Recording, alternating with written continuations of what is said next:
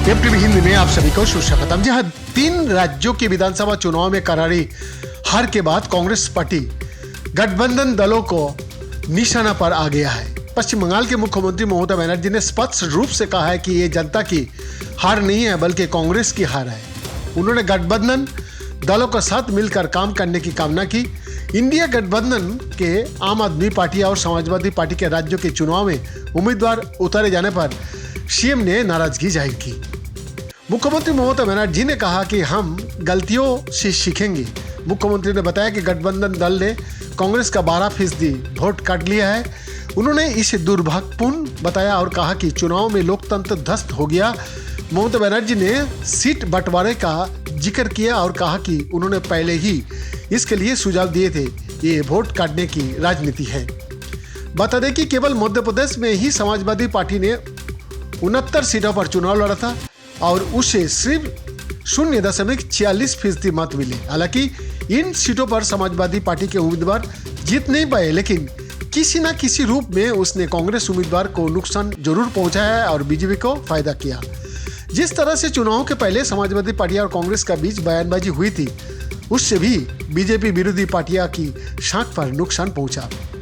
उसी तरह से बसपा ने भी क्षेत्रीय दलों के साथ मिलकर चुनाव लड़ा था और उसे भी कांग्रेस का 7 सीटों में नुकसान का सामना करना पड़ा। 2018 की अपेक्षा सीटों और वोट प्रतिशत घटे हैं।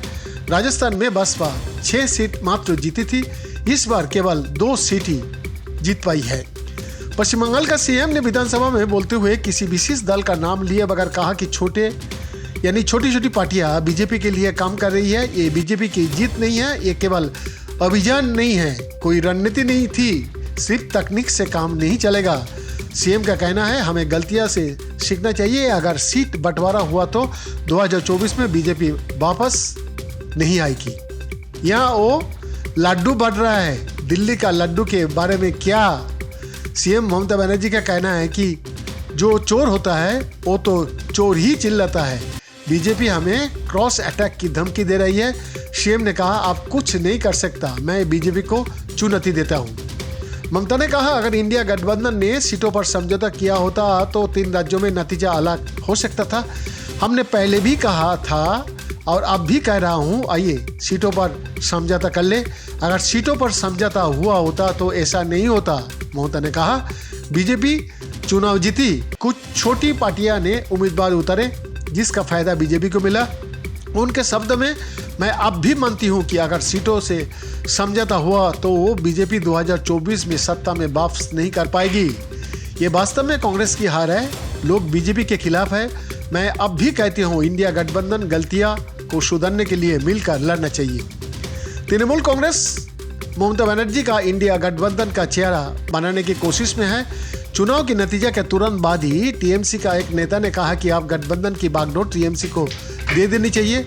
इनके अलावा आज खुद अभिषेक बनर्जी ने कहा जनता तय करेगी कि चेहरा ममता बनर्जी होगी या राहुल गांधी या अरविंद केजरीवाल या उद्धव ठाकरे। अगर आपको लगता है कि बीजेपी के ये जीत पश्चिम बंगाल में दिखाई देगी तो मुझे ऐसा नहीं लगता, क्योंकि बंगाल का चुनाव बंगाल के मुद्दे पर लड़ा जाएगा। छत्तीसगढ़, मध्य प्रदेश या राजस्थान में जो हुआ है उस पर नहीं। डीएन का रिपोर्ट।